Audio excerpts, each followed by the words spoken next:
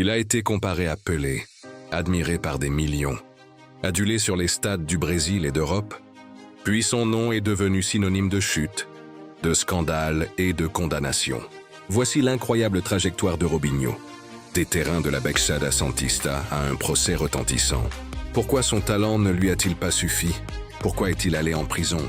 Ce sont les questions que nous allons explorer, étape par étape. Origine et ascension au Brésil.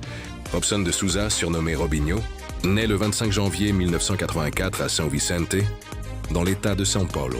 Très jeune, il joue au futsal, une base classique dans la région, et développe dribble, accélération et flair. À 18 ans, il débute en professionnel au club de Santos FC, où il explose. En 2002, il remporte le championnat brésilien, un exploit pour un jeune joueur encore en découverte. En 2004, il marque 21 buts en 36 matchs, rayonne et est considéré comme l'un des talents les plus prometteurs du Brésil. Ce premier chapitre montre la montée fulgurante d'un jeune champion. Technique fine, éclat brut, avenir immense, le rêve brésilien incarné. Le départ vers l'Europe et les grandes promesses. En 2005, Robinho est transféré vers Real Madrid, un club mythique, un pas majeur vers la gloire mondiale. Avec le Real, il remporte la Liga en 2007 et 2008, ainsi que la Supercoupe d'Espagne en 2008. Sa réputation de nouveau Pelé est souvent évoquée, ou du moins celle d'un héritier potentiel.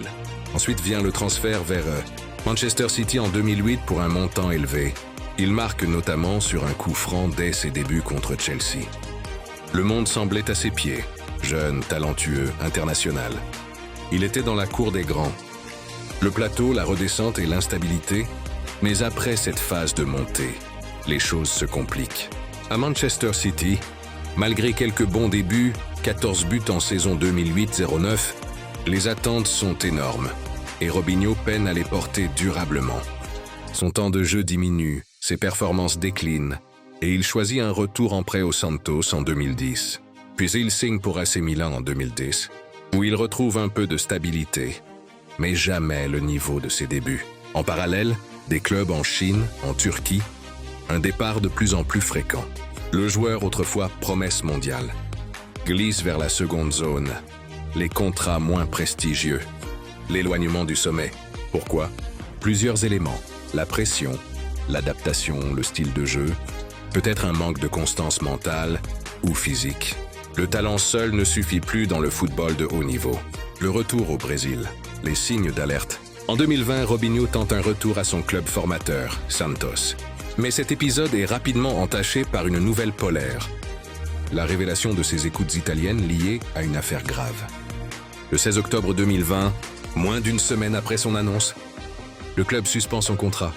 Ce retour symbolise, d'un côté, l'envie de retrouver son héritage, de l'autre, la marque d'un joueur désormais rattrapé par son passé. Le signe qu'il n'était plus seulement question de football, mais aussi de réputation, d'éthique, de conséquences. L'affaire judiciaire, comment et pourquoi il est allé en prison. Le tournant dramatique de cette histoire est l'affaire judiciaire.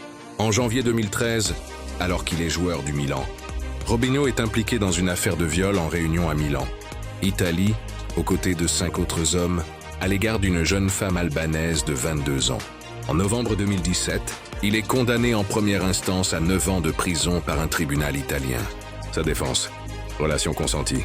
Des interceptions téléphoniques montrent un autre discours. L'affaire est aussi marquée par le fait qu'il était au Brésil. Le Brésil ne permet pas l'extradition de ses ressortissants. En mars 2024, un tribunal brésilien ordonne qu'il purge cette peine de 9 ans au Brésil. Plus récemment, en tant que prisonnier, il a témoigné de ses conditions de détention. En résumé, pour des raisons graves de justice, condamnation pour viol collectif et de non-extradition, Robinho se retrouve en prison, dans un sens judiciaire, et commence à purger sa peine. Ce chapitre est essentiel pour comprendre non seulement la chute sportive, mais la question morale et pénale. Analyse les facteurs d'un déclin. Nous pouvons dégager plusieurs facteurs dans ce chemin de déclin. Le poids des attentes. Être appelé nouveau Pelé est lourd. Et tout écart est amplifié. L'évolution du football vers plus de rigueur tactique, athlétique.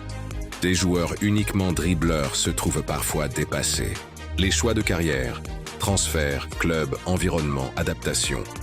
Le mélange entre vie publique et privée et l'importance croissante de l'image. Dans le monde moderne, le joueur est aussi une marque. La dimension judiciaire et éthique. Ce n'est pas seulement ne pas faire un bon match, mais un acte grave a des répercussions humaines, morales, légales. Robinho incarne le paradoxe. Un talent immense, mais une trajectoire brisée par des éléments extrasportifs. Leçon à tirer et conclusion. Que retenir de cette histoire? Le talent, aussi spectaculaire soit-il, ne garantit ni la permanence au sommet, ni l'immunité devant la justice. La carrière d'un sportif vedette est faite de glorieuses montées, mais également de fragilités invisibles. L'image, la réputation, les actes, tout se relie. Un joueur doit performer, mais aussi être conscient de ses responsabilités. Enfin, l'histoire de Robinho n'est pas simplement celle d'un joueur qui n'a pas réussi. C'est une histoire de succès, mais aussi de chute. Une mise en garde sur ce que devient la grandeur quand elle s'accompagne d'abus. Nous avons suivi son ascension à Santiago. Ses jours de gloire à Madrid ou Milan, la lente glissade, jusqu'à son passage à la justice. Le parcours est complet, de la lumière à l'ombre. La chute n'est jamais fatale, mais elle est souvent évitable. Merci de nous avoir suivis dans cette plongée dans la vie de Robinho. N'hésitez pas à commenter. Que pensez-vous de cette trajectoire? Était-ce écrit dès le départ? À bientôt pour une nouvelle vidéo.